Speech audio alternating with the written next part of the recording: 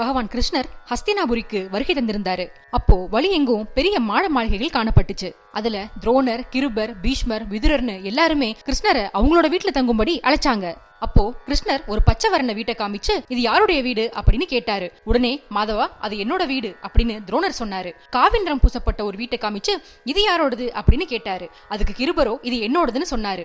அதற்கடுத்து ஒரு மஞ்சள் வர்ணம் பூசப்பட்ட வீட்டை காமிச்சதும் பிதாமகர் பீஷ்மர் அது தன்னோடதுன்னு சொன்னாரு. இறுதியா கிருஷ்ணர் கைலை போல வெண்மை நிறத்துல இருக்க வீட்டை பார்த்து விதுரா இது உன்னோட வீடா அப்படின்னு கேட்டாரு.